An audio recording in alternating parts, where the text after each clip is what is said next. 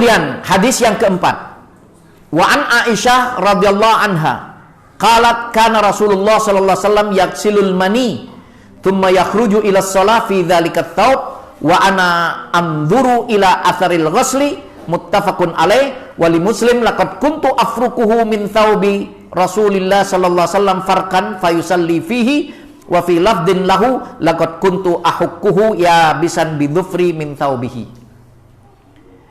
Jadi di sini membicarakan tentang air mani yang keluar dari kemaluan laki-laki itu ada 4. Baul, kencing, kemudian mani, air mani, kemudian ada madhi, ada wadi, ada madhi, ada wadi. Kemudian dari 4-4-nya ini, kalau laki-laki 4, kalau perempuan ditambah dengan haid, nifas, dan istihadah, ada 7. Kalau laki-laki yaitu 4, kencing, mani, madhi, wadi. Dari 4 yang keluar dari kemaluan laki-laki itu semuanya najis kecuali mani. Mani itu tidak najis, Pak. Mani tidak najis. Kalau mani najis, kita tentunya najis ini. Jadi di sini digambarkan dari Aisyah radhiyallahu anha, qalat, Aisyah berkata, kana Rasulullah sallallahu alaihi wasallam yaghsilul mani, bahwa pernah Rasulullah sallallahu alaihi wasallam di jubahnya itu ada tetesan maninya, kemudian dicuci biasa. Dicuci biasa, bukan jubahnya yang dicuci, tapi tempat yang terkena mani itu dicuci. Thumma yakhruju ila shalah fi dzalika thawb. Kemudian setelah itu habis dikucuri air, dicuci, lalu dipakai jubah tersebut. Kemudian Rasulullah sholat dengan jubah tersebut. Wa ana amduru ila atharil ghusli. Aku melihat, kata Aisyah, ada bekas cucian di baju Rasulullah sallallahu alaihi wasallam. Jadi ada bekas mani yang dicuci. Berarti tidak dicuci semuanya, kan? Tidak dicuci semuanya, cuma bekas yang terkena mani di sana dicuci, kemudian dipakai. Ternyata Aisyah itu melihat ada bekas cucian daripada air mani. Ini hadisnya muttafaqun alaih. Wali Muslim, dan menurut Imam Muslim, laqad kuntu afrukuhu min thawbi Rasulillah sallallahu alaihi wasallam farqan fayusalli fihi. Dan bahkan kata Aisyah radhiyallahu anha, pernah Rasulullah sallallahu alaihi wasallam itu jubahnya terkena oleh air mani. Setelah air mani itu kering, maka aku ngerok dengan kuku. Kata Aisyah, dikerok air maninya itu dengan kuku. Min thawbi Rasulillah sallallahu alaihi wasallam, dari jubahnya Rasulullah sallallahu alaihi wasallam, farkan, yaitu dikerok, benar-benar dikerok. Fayusalli fihi, lalu Rasulullah sholat menggunakan jubah tersebut. Jadi nggak dicuci. Berarti air mani itu tidak najis. Hadisnya sahih. Kemudian wa fi lafdzin lahu, dalam lafadz yang lain tentang hadis ini, laqad kuntu ahaqquhu yabisan bidufri min thawbihi, bahwa aku telah mengerok air mani Rasulullah sallallahu alaihi wasallam dengan kukuku dari jubahnya, kemudian dipakai oleh Rasulullah untuk sholat. Intinya bahwa air mani itu tidaklah najis. Nah, tapi yang najis itu baul, kencing, yang jelas. Kencing ini Rasulullah sallallahu alaihi wasallam sampai-sampai menyatakan apa? Kata Rasulullah, idza bala ahadukum falyantur dzakarahu thalatha marrat. Kalau umpamanya ada seorang di antara kamu kencing, maka peres air kencingnya itu dikeluarkan betul-betul 3 kali paling tidak. Karena apa? Urusan kencing ini urusan sangat membahayakan. Sampai Rasulullah sallallahu alaihi wasallam pernah menceritakan bahwa Rasulullah sallallahu alaihi wasallam pernah memasuki lokasi kuburan, Pak. Kemudian Rasulullah berdiri di antara dua kuburan. Ternyata Rasulullah SAW menangis karena apa? Mendengar penghuni dua kubur ini sedang disiksa oleh malaikat. Sahabat bertanya, ada apa ya Rasulullah? Kemudian Rasulullah mengambil daun kurma, dibelah menjadi dua, ditancapkan di kubur sebelah kanan dan di kubur sebelah kiri. Lalu Rasulullah menyatakan, mudah-mudahan selama daun ini masih basah, orang atau penghuni dua kubur ini terbebas daripada siksa.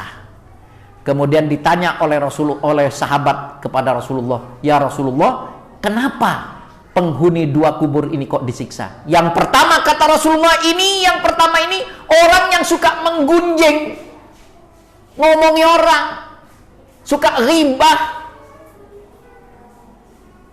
Terus yang kedua ini kata Rasulullah, la yastanzihu minal baul, nggak pernah cebok dari kencing. Maka Rasulullah menyatakan, fa inna aktsara adzabil qabri minal baul, kebanyakan siksa kubur itu akan terjadi yaitu dalam urusan-urusan kencing. Jadi maka kalau kencing hati-hati, harus bersih betul. Jadi jangan sampai cuma ya siram. Tapi betul-betul harus bersih. Kemudian kalau kencing jangan jiprat-jiprat, terus sudah jiprat ke celana malah dibuat sholat. Karena apa? Siksa kubur itu kata Rasulullah kebanyakan adalah urusan kencing. Jadi ini penting ini. Sehingga kata Rasulullah, kuburan yang kedua ini dikatakan la yastanzihu minal baul. Inilah orang disiksa karena tidak cebok. Maka banyak orang kencing seenaknya, jelepit-jelepit di kampung, tahu-tahu cer. Ini penting loh. Kucing saja tahu akhlak. Kucing itu kalau buang air besar, garuk tanah dulu, terus nongkrong, buang air besar, setelah itu ditutup. Setelah ditutup diapain? Dindus-endus dulu, cium ambunnya. Enak ora? Oh, ambu, tutup lagi. Lah masa manusia kalah dengan kucing, kencing, terus dibiarin gitu? Lah orang yang lewat, setiap orang lewat terus merasa kucing. Maka setiap orang yang mencium dan ngerasani, maka sudah mengirimkan paket dosa kepada orang yang kencing itu. Lah kalau 1000 orang lumayan. Maka kencinglah di dalam kamar mandi, jangan kencing di sembarang tempat. Bahkan Rasulullah SAW melarang kencing di lubang binatang. Kalau zaman dulu orang cari gangsir itu loh Pak, kan di tanah, lubangnya kan di tanah, itu dikencingin. Itu kita masih belum tahu itu. Setelah membaca hadis, kita tahu kencing di dalam lubang binatang, mengencingi semut itu juga gak boleh. Jadi ini penting. Apalagi kencing ora cebok. Baik, kencing ya ini. Kencing najis. Kalau kita kencing harus betul-betul dicuci.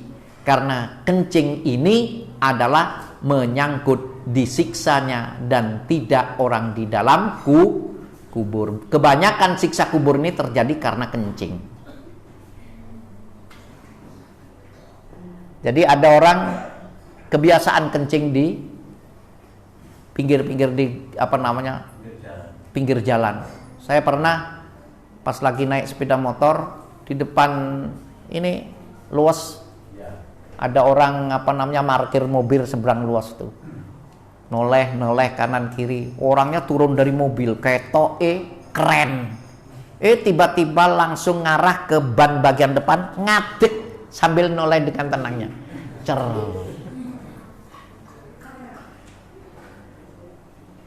Lo ndak tahan kan bisa masuk ke dalam, luas kan ada kamar mandi di sana. Daripada kita kencing di sembarang tempat, dilihat orang, kemudian ndak cebok lagi. Maka itu akan menyebabkan siksa dalam kubur. Baik. Jadi kencing.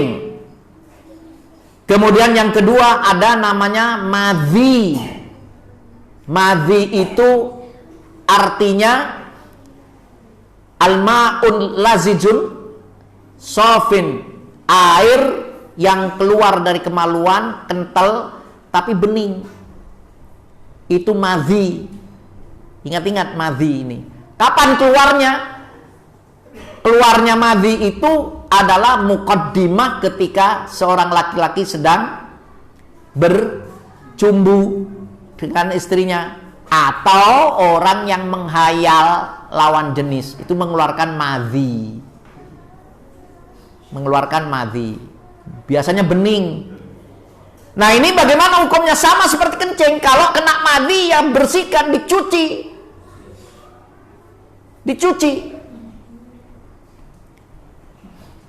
Tidak harus mandi. Kemudian ada wadi namanya, wadi. Wadi ini biasanya orang kalau buang air besar ngeden. Jadi al-ma'un lazijun kadirun. Jadi air kental, lengket, kemudian kadir, keruh, putih biasanya. Jadi setiap orang itu pasti mengalami. Hanya teliti apa enggak gitu. Kadang-kadang sampai keluar merongkol, Pak. Keluarnya itu putih seperti air kapur. Biasanya setelah kita ngeden, buang air besar, ngeden, terus sudah kencing kok masih keluar putih, itu wadi namanya.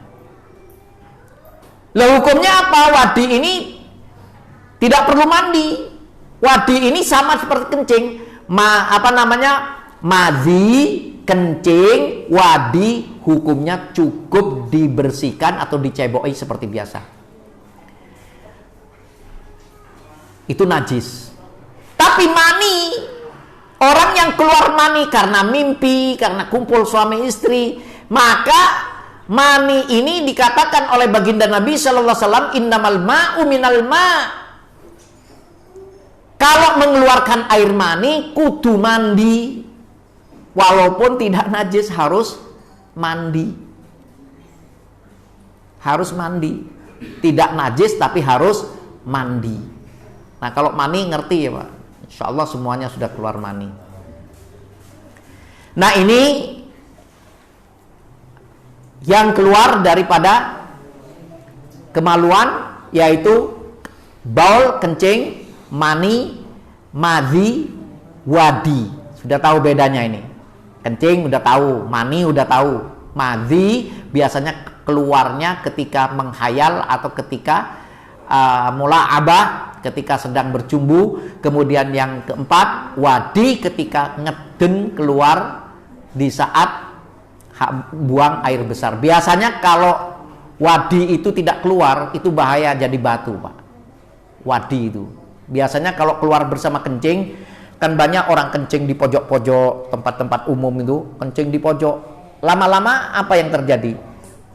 Pojoknya itu keluar karang, kerak. Nah, itu sebenarnya kumpulan wadi. Kalau tidak keluar maka dia akan menjadi karang. Bisa jadi kencing batu. Maka biasanya keluar bersama kencing. Atau paling tidak kalau ngeden akan keluar. Maka kalau keluar itu hanya najis, tidak perlu mandi. Kecuali mani yang tidak najis, bila keluar harus mandi walaupun tidak najis. Kemudian wa an Abis Sammah, hadis yang kelima dari Abis Sammah radhiyallahu anhu, qala Rasulullah sallallahu alaihi wasallam, yughsalu min baulil jariyah wa yurashu min baulil ghulam, akhrajahu Abu Dawud wan Nasa'i wa sahhahul Hakim. Dari Abi Sammah radhiyallahu anhu, ia berkata bahwa Rasulullah sallallahu alaihi wasallam pernah bersabda, yughsalu min baulil jariyah. Kalau kita punya anak kecil, bayi kecil, perempuan, ya perempuan belum makan, masih minum susu, ya belum makan nasi atau belum makan makanan yang kental-kental, baru makan minum ASI. Kalau kencing pada baju kita, maka baju kita harus dicuci. Harus dicuci.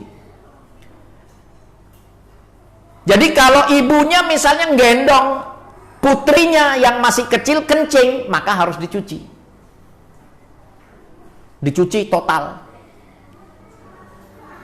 Wa yurassu min baulil ghulam, tapi kalau anak laki-laki yang juga belum makan nasi atau belum masih minum ASI kencing ke baju kita, maka tidak perlu dicuci total, ambilkan kain basah atau percikan air saja cukup. Tidak dicuci Pak, tidak dicuci total, tidak. Ambilkan handuk basah, terus dibasahi, terus digosok aja, lalu dibuat sholat, gak apa-apa. Kok beda ya Pak, laki-laki dan perempuan? Kenapa sebabnya? Nah ini yang perlu kita jawab, karena pernah terjadi ada satu orang punya anak putri, punya bayi putri. Pada saat kecil itu dia itu ternyata kencingnya agak merah Pak. Berarti bercampur darah. Kemudian tanyalah kepada dokter, dokter kenapa kok anak perempuan ini kok kencingnya merah? Oh biasa itu Pak, itu namanya haid permulaan. Jadi anak kecil, bayi itu haid permulaan, bukan haid tanda kesuburan, itu biasa katanya. Maka tidak perlu khawatir. Maka Rasulullah SAW sudah mengisyaratkan bahwa kalau mengenai baju maka kudu dicuci total. Kencingnya kalau kena baju cuci total.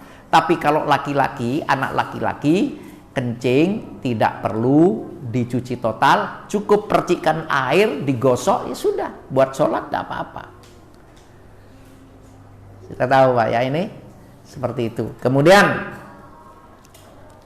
tinggal 2 hadis lagi. Wa an Asma binti Abi Bakar radhiyallahu anhu anna Nabi sallallahu alaihi wasallam qala fi damil haid yusibu thawb tahuttuhu thumma takriduhu bil ma' thumma tambahuhu thumma tusalli fihi. Nah, baik, ini urusan perempuan, tapi laki-laki harus tahu karena laki-laki itu punya anak perempuan, punya istri perempuan. Kadang-kadang istrinya, putrinya nggak ngerti ini. Jadi kalau berbicara tentang darah haid itu darah yang keluar di setiap bulan. Ada darah haid, ada darah nifas, ada darah istihadah. Kalau darah haid itu adalah darah yang keluar di setiap bulan bagi seorang perempuan. Apabila darahnya itu yusibut taubatuhu, kalau mengenai baju, darah haid itu kena baju. Orang yang mengeluarkan darah haid, wanita yang mengeluarkan darah haid kan tidak boleh sholat, tidak boleh berpuasa. Tapi bagaimana kalau nanti darah tersebut mengenai baju? Maka tahuttuhu, kalau memang darahnya kental, dikerok, thumma takribuhu, kemudian cuci dengan cara diucek